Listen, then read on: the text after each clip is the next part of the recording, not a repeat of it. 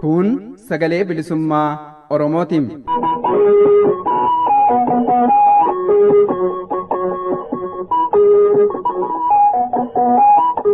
Sagaleen bilisummaa Oromoo dambalii gabaabaa meetir baandii 19 kiiloo heerzii 15,420 irratti jimaataa fi dilbata galgala sa'aatii 8 haga sa'aatii 8 walakkaatti afaan Oromootiin roobii ammoo galgala sa'aatii 8 haga sa'aatii 9tti afaan Oromootiin wal duraa duubaan qophiilee dabarsuu amma jalqabama.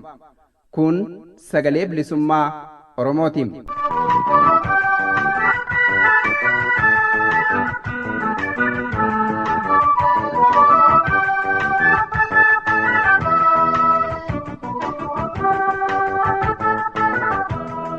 Kabajamoo hordoftoota keenya akkam jirtu nagaan keenya kabajaa bakka jirtan maratti isin harkabu keessummeessuudhaan kan isin faana turu waan murataa sabaatii sagantaa keenya irraa keessatti qophiilee qabnu wal duraa duuba isaanii isin beeksifna.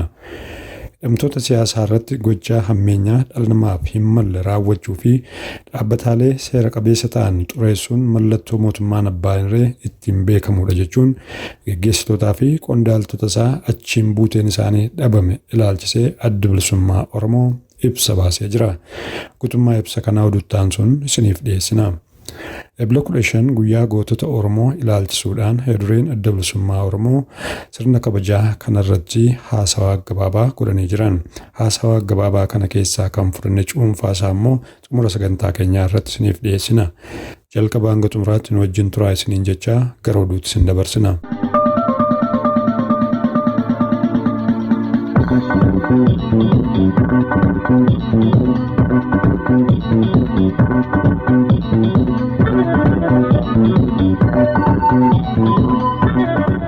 Akkam jirtan dhaggeeffattoota keenya oduu yeroo kanaa qabnu sin dhageechisna oduu yeroo kanaa kanas dhageechisu ani Shumburaa Odaati.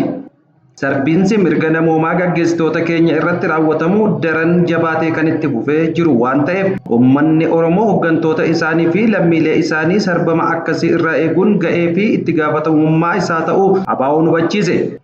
Adda bilisummaa Oromoo kana kan hubachiise hidhamtoota siyaasaa irratti gochaa hammeenya dhala namaa hin malle raawwachuu fi dhaabbataalee seera qabeessa ta'an xureessuun mallattoo mootummaa abbaa irree ittiin beekamudha jechuun gaggeessitoota fi qondaaltota dhaabichaa achi buuteen isaanii dhabame ilaalchisee ibsa har'a eebla 21/2023 baase keessattidha. Hawaasni idil addunyaa keessattuu dhaabbileen mirga namoomaa gocha namummaa hin qabne kan mootummaan Itoophiyaa hidhamtoota hidhuun dararu tajaajila fayyaa dhorkachuu fi achi buutee isaanii dhabamsiisuun raawwachaa jiru kana itti dhiyeenyan akka hordofan adda bilisummaa Oromoo gaafateera. Uma irratti adda bilisummaa Oromoo boordiin filannoo biyyaalessa Itoophiyaa mootummaa Itoophiyaa namoota qulqulluu yookiin nagaa hidhee dararaa jiru osoo yeroo hin kennin atattamaan akka gadi lakkisuuf caalatti dhiibbaa akka godhu cimsee gaafateera. Hordoftoota keenya guutummaa ibsa ABO kana oduutti aansinee isiniif dhiyeessina. Naannoo kibbaa godina Hadiyyaa aanaa Misraaqa Bachootti hojjettoonni mootummaa sababa harkifannaa mindaa ji'aatiin mormii gaggeessuun dhagahame. Jiraatan godinichaa fi hojjetaan mootummaa mormii kana keessatti hirmaachaa jiru maqaan isaa akka heeramu hin barbaanne tokko Addis Istaandaarditti akka himetti ji'oota 3 darbaniif mindaan hojjettoota mootummaa godinicha keessa jiraniif hin kaffalamin jira. Hojjettoonni mootummaa godinichaas harkifannaa mindaa kanaan mormii mindaan isaanii yeroon akka kaffalamuuf gaafatan jedha. Kibxata eebla 13 irraa eegalee guyyoota 3 darban keessatti jiraattonni aanaa Baddewachoo hiriira mormii gaggeessuun rakkoo dhimma harkifannaa kaffaltii mindaa waliin wal qabatu gaafataniiru. Mormitoonni hiriira isaanii irratti mootummaan naannichaa fi godina Hadiyyaa mindaa isaanii yeroon akka kaffaluuf gaafachaa turan. Kanaanis wal qabatee humni nageenya mootummaa uummata gaaffii mirgaa gaafachaa jiran irratti tarkaanfii fudhachaa jira. Tarkaanfii kanaan namni nagaa 3 miidhamee yeroo ammaa hospitaala jiraachuunis beekame. Hiriirtonni daandii Finfinnee irraa gara Arbaa Mincitti geessu cufanii mormii taasisaa turan. Garuu poolisoonni naannichaa humnaan karaa bansiisaa jiran jedha hojjetaan mootummaa hiriira kana irratti hirmaate kun. Akka namni kun jedhutti adeemsi hiriira mormii kana keessatti tarkaanfii poolisoonni mormitoota dinneessuuf fudhateen namoonni 3 poolisiin reebamanii gara hospitaalatti geeffamaniiru. Kana malees aanaa Misraaq Baddeewachoo magaalaa Shoonee keessatti tarkaanfii poolisiin taatee kana tasgabbeessuuf fudhachaa ture keessatti poolisii tokko rasaasa ofii isaatiin miidhamee jira jedhan. Uummanni Sidaamaa ayyaana aadaa kan bara haaraa Fiichee Cambalaalaa haala ho'aadhaan kabajatee jira. Ayyaanni kun har'a naannoo Haroo Hawaas bakka aangawoonni mootummaa olaanoo fi bakka bu'oonni bulchiinsa naannoo fi naannoo ollaa argamanitti kabajameera. Akka hirmaattonni Saabaa'ootti himanitti ayyaanni Fiichee Cambalaalaa waggoota muraasaaf sababa weerara COVID fi walitti bu'iinsa kaaba Itoophiyaa irraan kan ka'e ayyaaneffachuuf daangeffamee booda amma guutummaatti hojiitti galeera jedhan. Ayyaanni kun bara 2015 yuuniskoottidha tarree bakka bu'oota hambaalee aadaa keessatti hammatameera. Barreessaa olaanaa UN Antonio Guterres gara Tigraay akka hin imalle dhorkamuu odeeffannoon miliqee bahe ibse. Barreessaa olaanaa dhaabbata mootummoota gamtoomanii UN Antonio Guterres naannoo Tigraay akka hin imalle mootummaa Itoophiyaatiin dhorkamee kan ture ta'uu odeeffannoon dhaabbata basaasa Ameerikaatti miliqee bahe mul'isuu Washington Post gabaaseera. Guterres yeroo Itoophiyaa turetti gara naannoo Tigraay deeme aangawoota naannichaa qunnamuu akka barbaadu gaafatus mootummaan Itoophiyaa garuu gaaffii isaa kuffisuusaatti garmalee kan mufate ta'uu hooggantoota mootummoota gamtoomanitti himee ture jechuun odeeffannoo miliqee bahe kana waabeffachuun gabaasni kun beeksiseera. Taatee kana ilaalchisee Guterres hooggantoota mootummoota gamtoomanii fi mootummoota biyyoota garaagaraatiif aariidhaan dubbicha ibsuun baroota hojii kootti xalayaan akkanaa naaf barreeffamee hin beeku. Inni kun kan jalqabaati. Akkasumas kan dhumaa ta'uus danda'a. Dammaqaanis xalayaa ergaa kana qabu lammaffaa barreessuuf carraa biraa hin argatu jechuu isaa ibseera. Yaa kabajamtoota dhaggeeffattoota fi hordoftoota keenya oduu yeroo ammaa kanaaf qabnu asirratti raawwannee jirra. Qophiilee raadiyoo sagalee bilisummaa Oromoo biroo hafan waliin turtii gaarii isiniin jenna.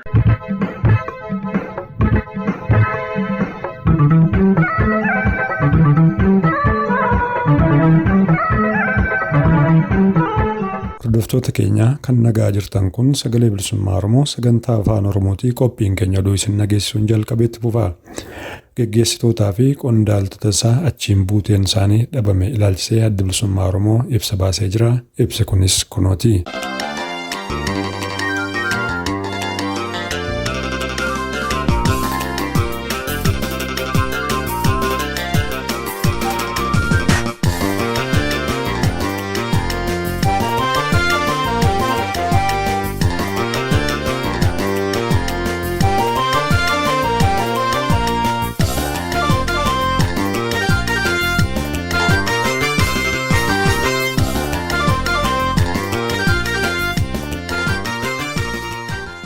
Hidhamtoota siyaasaa irratti gochaa hammeenyaa dhala namaaf hin malle raawwachuu fi dhaabbataalee seera qabeessa ta'an xureessuun mallattoo mootummaan abbaan irree ittiin beekamudha. Geggeessitootaaf qondaalota isaa achiin buuteen isaanii dhabame ilaalchisee ibsa adda bilisummaa Oromoo. Hoogganoonniif miseensonni dhaaba keenya adda bilisummaa Oromoo karaa seeraan alaa hidhamuu isaanii ilaalchisee yeroo dheeraadhaaf walitti fufiinsaan iyyachaa erga turreen booda boordiin filannoo biyyaalessaa Itoophiyaa bara 2022 keessa qorannoo eegalee ture. Kanumaan boordichi koree miseensota 5 hojjettoota boordii biyyaalessaa Itoophiyaa bakka bu'aa adda bilisummaa Oromoo, Koongireesii Federaalistii Oromoo fi paartii bilchiginnaarraa walitti dhufan of keessaa qabu hundeesse. Koreen kunis manneen hidhaa federaalaa bulchiinsa magaalaa Finfinneef naannoo Oromiyaa jiran daawwateera. Koreen qorannoo kun daawwannaa geggeessa kanaan tokkoffaa irratti hidhamtoonni biroon hedduu kan dhaabi keenya gabaaseen ol dabalataan akka jiran ibsee ture. Lammaffaa warri manni murtii walaba gadhiisee ammallee hidhaa keessa jiraachuu. Sadaffaa manneen tursiisaa yookaan hidhaa kunniin hedduun isaanii mana qulqullinaa fi qilleensa gahaa sadarkaa gadaanaallee hin qaban jechuudhaan gabaasee ture. Gama kaaniin boordiin filannoo biyyaalessaa Itoophiyaa carraaqqii godhus wanti jijjiirame xiqqaadha. Miseensota dhaabaa seeraan ala hidhuu rakkisuu fi miidhaa irraan ga'uun daran hammaateetti fufee. waajjiraaleen adda bilisummaa Oromoo guutuu biyyattii keessatti cufamanii hafan. Hoogganoonni dhaabichaa manni murtii walaba gadhiise manneen hidhaa tajaajila bu'uuraa hin qabne keessatti dararamaa jiru. Ammas iyyannoo irra deddeebinee dhiyeessinu irratti hundaa'uudhaan boordiin filannoo biyyaalessaa Itoophiyaa hoogganotaaf qondaalota adda bilisummaa Oromoo seeraan ala hidhamanii dararamaa jiran irratti qorannoo dabalataa jalqabee jira. Kanumaan boordichi xalayaa gaafa guyyaa Eebila 18 bara 2023 Komishinii Poolisii Oromiyaatiif barreesseen iyyata adda bilisummaa Oromoo daran qorachuu akka barbaadu ibsuun koree bakka bu'oota PP adda bilisummaa Oromoo Koongireesii Federaalaa Oromoo fi hojjettoota boordii filannoo biyyaalessaa Itoophiyaa of keessaa qabu gaafa guyyaa Eebila 20 bara 2023 wiirtuu tursiisa yookaan mana hidhaa poolisii Buraayyuutti argamuudhaan daawwannaa akka geggeessu beeksisee ture. Koreen hundeeffame daawwannaa geggeessuuf guyyaan tokko yeroo hafe jechuunis gaafa guyyaa Eebila 18 bara 2023 halkan hidhamtoonni mana hidhaa qajeelcha poolisii Buraayyuu keessaa baafamanii gara bakka hin beekamneetti jijjiiramaniiru. Kanaanis poolisiin Buraayyuu qorannoo iftoomina qabu gufachiisuuf hidhamtoota yeroo lammataaf mana hidhaa keessaa baasee miliqsee jira. Koreen hundeeffame guyyaa boordiin filannoo biyyaalessaa Itoophiyaa hayyama poolisii Buraayyuutiin karoorsetti jechuunis gaafa guyyaa Eebila 20 bara 2023 mana hidhaa magaalaa Shaggar Ona Buraayyuu ga'e. Ajajaan poolisii naannoo sanaa beellama sana kenne waajjira keessan turre. Waajjira poolisiitti itti gaafatamaan qorannoo yakkaa Inspektar Nagaash Gaariin koree kanaaf argamaniiru. Kaayyoo daawwannaa kanaa erga dhaga'een booda dhiyeenya waajjirichatti jijjiiramuu isaanii ibsuun dhimmicha akka hin dhageenye fi bakka hoogganoota adda bilisummaa Oromoo hidhaa jiranii akka hin beekne ibsaniiru. Koreen kunis kun qorannoo gufachiisuuf shira dalagame ta'uu hubatee mufannaadhaan ba'e. Diraamaan kun hundi itti gaafatamummaa kan hin qabnee fi qorannoo iftoomina qabu gufachiisuuf itti yaadamee kan qophaa'ee ture. Hoogganoonni adda bilisummaa Oromoo jechuunis Jaalli Abdii Raggaasaa, Jaalli Mikaa'el Booran, Jaalli Kennasaa Ayyaanaa, Jaalli Dr. Gadaa Oljirraa, Jaalli Lammii Beenyaa, Jaalli Gadaa Gabbisaaf Jaalli Daawit Abdataa manni murtii walaba isaan geggeessus waggoota lamaan darbaniif seeraan ala poolisiidhaan hidhamanii jiru. Amma immoo enumaayyuu eessa akka jiran hin beekamu. Jireenyi fi fayyaan isaanii baay'ee nu yaaddessaa. Hundi isaanii dhukkuba gosa adda addaatiin rakkachaa jiru. Jaalli Kennasaa Ayyaanaa erga hidhamee booda dhukkuba isa mudateen yeroo ammaa of danda'ee deemuu hin danda'u. Dr. Isaas bakka fayyaa isaaf mijataa ta'ee fi wallaansa fooyyaa isa fayyisu argachuu akka qabu gorsee jira. Gochi hidhamtoota maatii isaanii jalaa dhoksuu fi hordoffii dhiyeenyaaf mirga qaama seera qabeessa ta'een ilaalamuu isaanii ukkuruun waliigalteewwan idil-addunyaa namoota hidhaa jala jiranii fi meeshaalee mirga namoomaa biroo wajjin wal qabatan cabsuudha.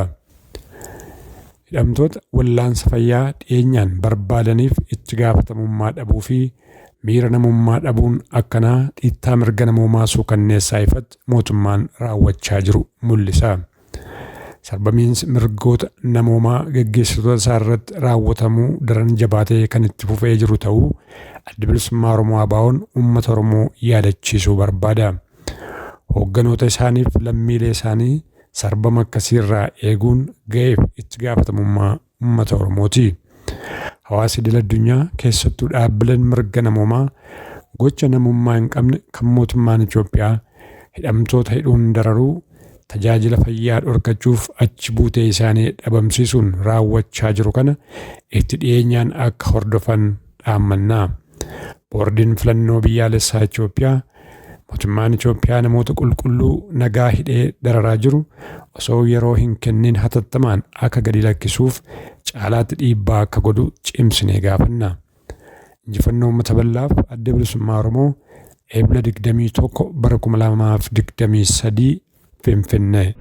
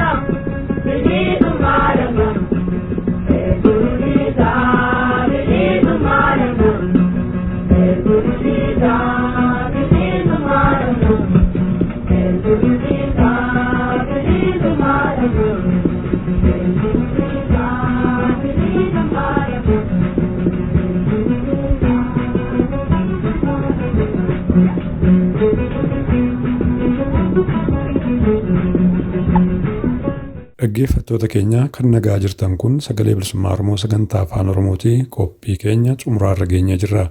Ebla 15 guyyaa gootota Oromoo ilaalchisuudhaan dureen adda bilisummaa Oromoo sirna kabajaa guyyaa kanaa irratti haasaa miseensotaaf deeggartoota adda bilisummaa Oromoodhaaf karaa zuumiin geggeeffame irratti isaan taasisan keessaa cuunfaasaa kan fudhanne gama keessaniin geenya kunooti.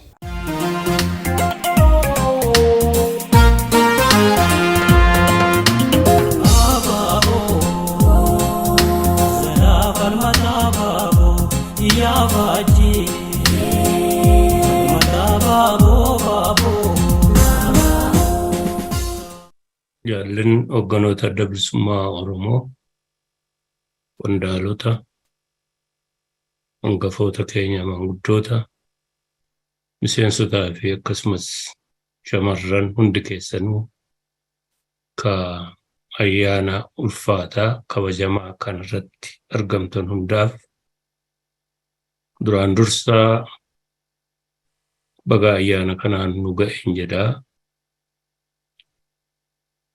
Akkasitti immoo wal arguu keenyaatii fi ayyaana kana kabajuu danda'uu keenyaaf galataa wareegamtoota keenyaa ta'ee baga kanaan nu ga'een jedhaa jechuudha.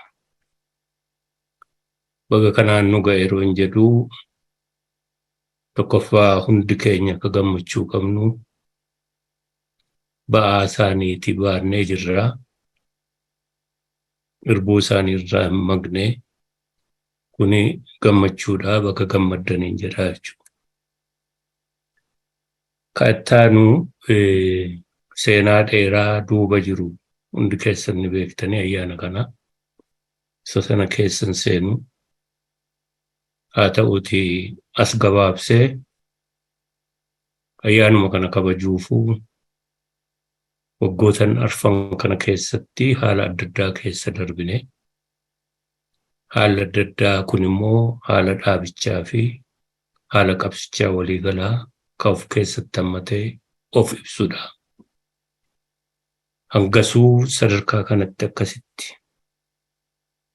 sadarkaa kana geenyee waan gochuuf haala keessa darbine qabna jechuudha. Duraan dursa akkuma quba qabdanii fi yeroo adda addaattis akka himamu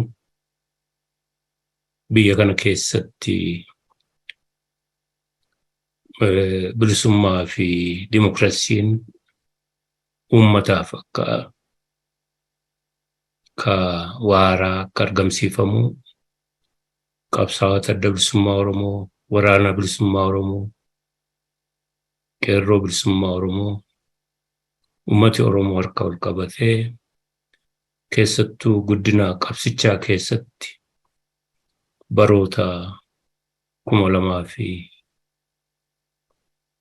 irraatii jalqabee hanga 2018tti addatti sana duras seenaa mataa isaa qaba. Wareegama ummati keenyaa fi dhaabni kun karoora dhaabni kun diriirseen ummati keenya qeerroon dargaggooti keessattuu addatti waraanni bilisummaa Oromoo kun hundi wal qabatee akkatti qabsoo godhee jijjiirama kana fidanii yaadattu. Inni kun waan hawwee bilisummaa fi dimokiraasii ummata keenyaa fi ummata hundaatiif argamsiisuudha kaa'u.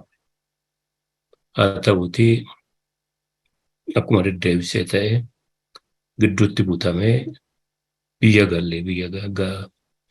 galle jedhama. Duruu biyya jirra, ummati keenyas biyya jira, qabsichuma keessa jira, dhaabichisasuma jira.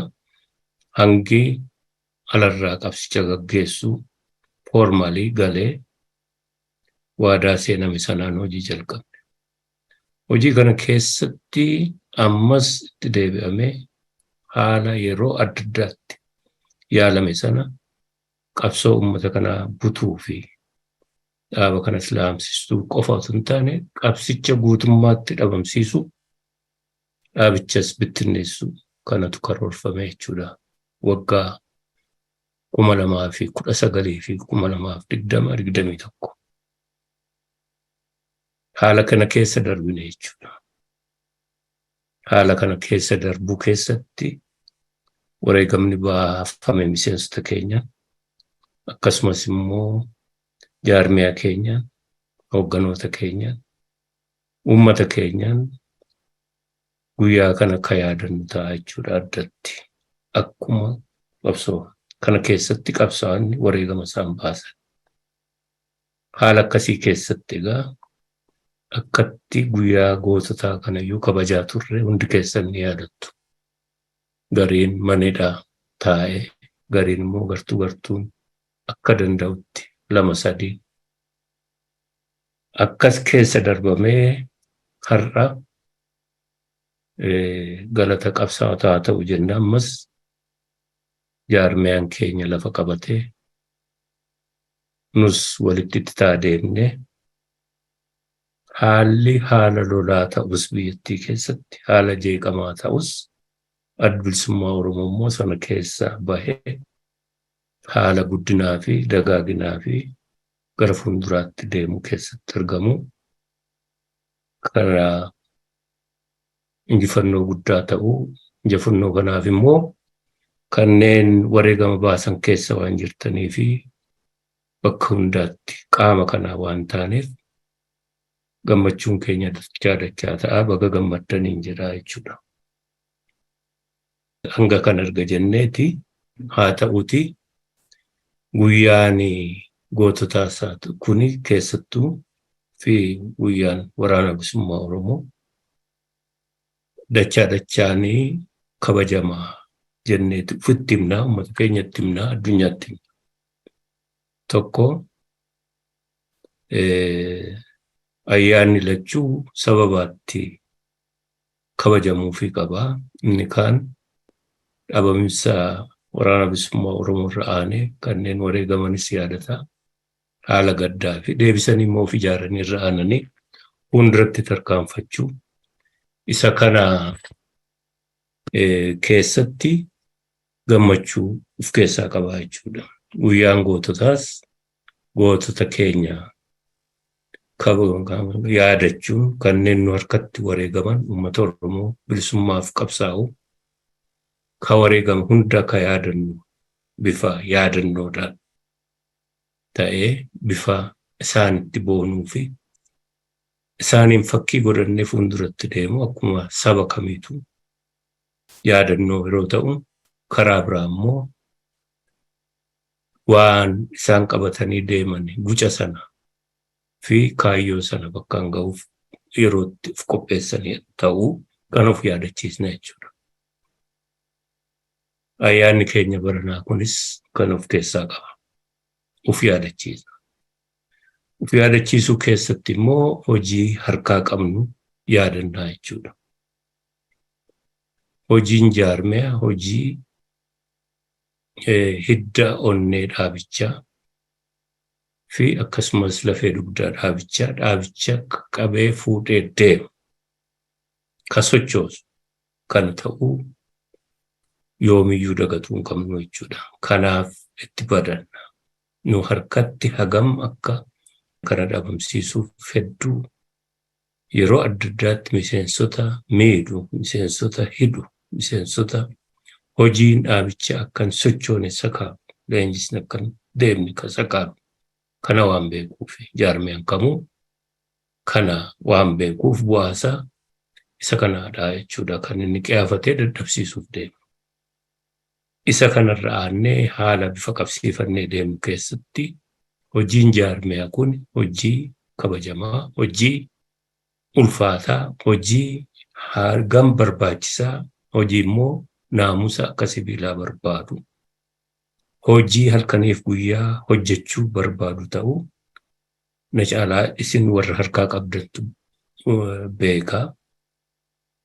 Kana hubannee hojii jaarmiyaa yeroo hundumaa hojii istiraatejii qabsichaa ta'u, naamusa sibiilaa akka barbaadu ufitti fudhanne ka seeraan nurratti irratti dabalate isa kana harkaa qabnaa jechuudha.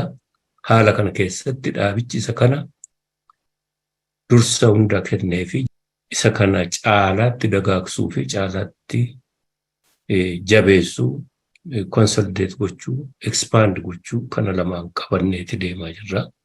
Hundi keenya kana qabanne kanarratti haala guddinaa fi haala abdachiisaa ta'ullee hojii guddaa fi ulfaataan akka nu eegu uummata keenyaa fi hawaasa keenyaa fi murna hawaasa keenyaa jaarmiyaadhaan hammatuun hagam halkanii guyyaa dadhabbii akka nurraa barbaadu kana barree bakka geenyarraa bakka geenye haala gootiin arfan kana keessa irra wayyaa guddina agarsiisee fi abdii nama kennu irra waan jirruu fi isa kanatti garuu uf dagannee hojii jaarmiyaa hojjennee irra quufni ka jennu tun taane ka duriitti caalaa deebisuu, ka duriitti deebisuu qofa otoo hin taane ka durii caalaatti deebisuuf karoorfannee akka hojjennu galfata walitti kennannaa jechuudha.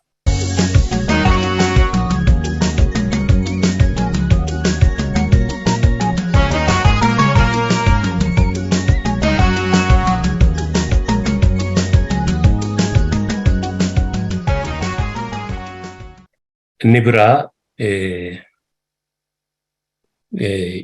kanneen nutti duulanii fi jaarmicha dhabamsiisuu barbaadan hoogganasaa hidhanii jaarmicha haasaa dhufkanii waajjiroota cufanii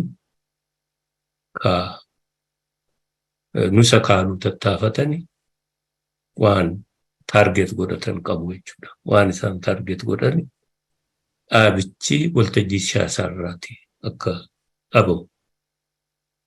Waltajjii siyaasaa irratti akka mul'anne, yaadisaa akka mul'anne.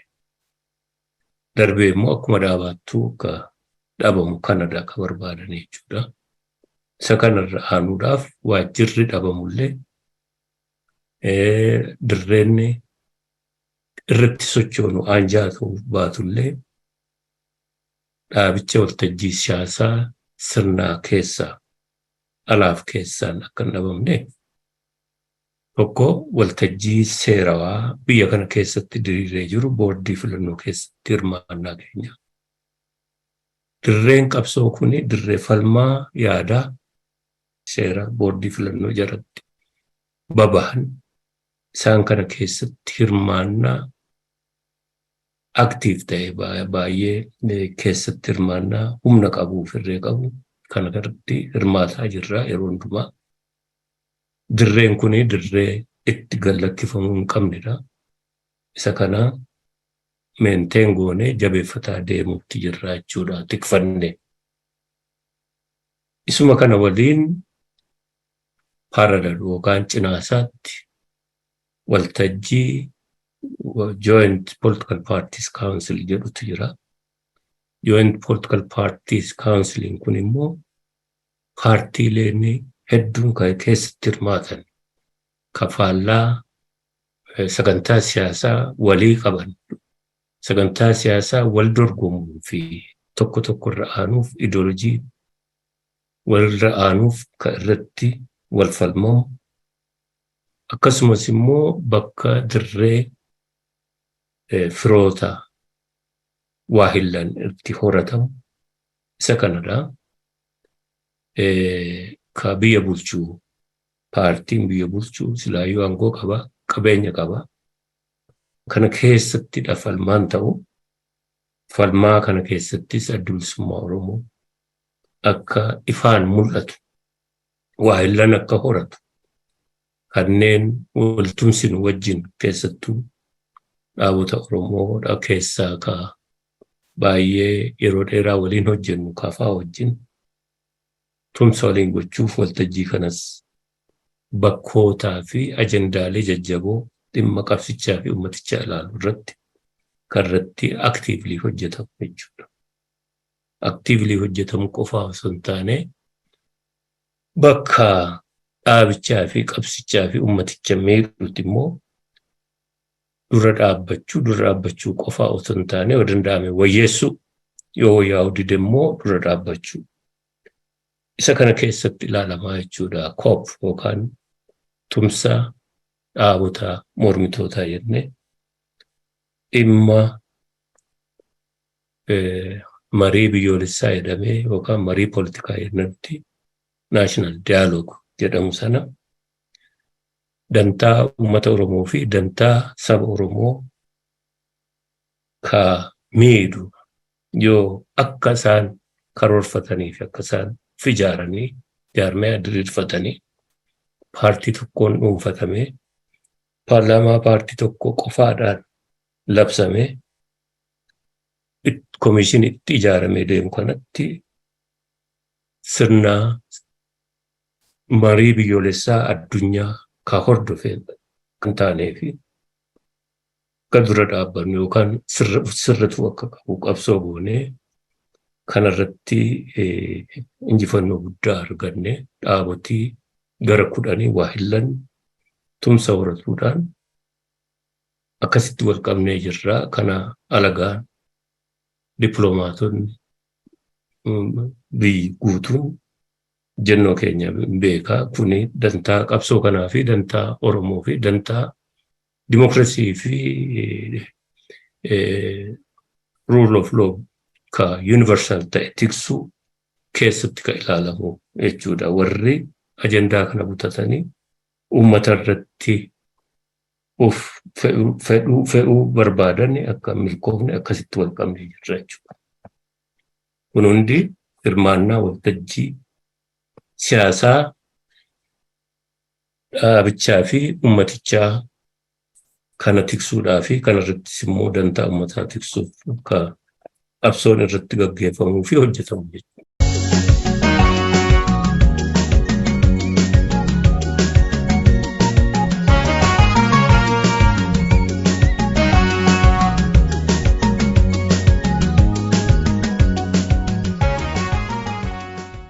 kanarratti aansee ka irratti dhaabichi qiyaafatee dhaabbataan hojjetaa jiru dhimma hidhamtoota keenyaatti. Isa kana booddee filannooti ka seerawaan dhimma kana ilaalu booddeen filannoo paartiilee siyaasaa nagaan socho'aniif gaafatama qaba, aangoo qaba, ka bulchu isaa haala seeraan socho'an keessatti miidhama irra gahuuf miidhamni kun irraa ka'ee akka keessaa bahanii seeraan socho'an gochuuf dirqama qaba. Isa kana wajjin wal qabneeti jirra jechuudha.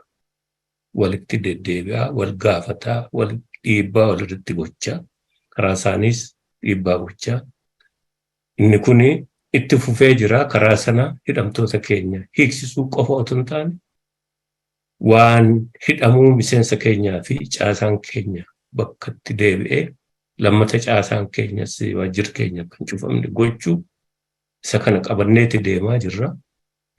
Isa kana haala qabsoon keenya jabaatuu keessatti fuulduratti dhiibbatee miseensota keenyas hoogganni keenya miidhama guddaa irra ga'e baay'ee nu miidha. Miidhama qalbii fi qaamaa isaan irra ga'e aara galfii hin qabnu. Kuni hundi walitti hidhataa gara furmaataatti akka deemu gochuutti jaarmiyaan keenya jabaatee hojjechuu fi dhaabichis jabaatee hojjechuu harkaa qabnudha.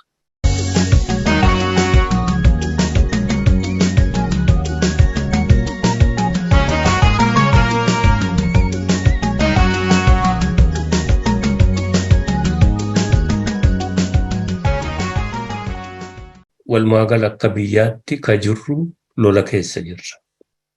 Walumaa galatti Oromiyaa keessatti immoo addatti lola keessa jirra jechuudha.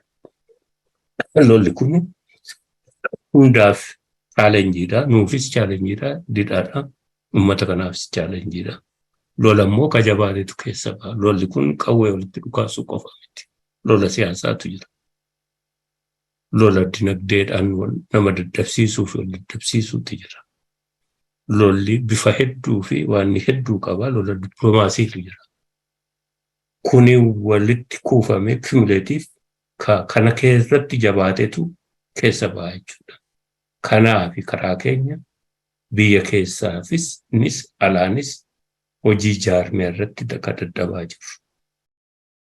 Kana jabaannee yoo fufne fuuldurri keenya iftu warri nu miidhan har'a eessa jiru fuulduratti ilaallee nu immoo eessa jirra. Qabsichis ummatichis ka abdii qabu ta'uu hubannee gara fuulduraatti akka deemnu dhaamsa koo kamaayitii fayyaa ta'uu ulfaadhaa.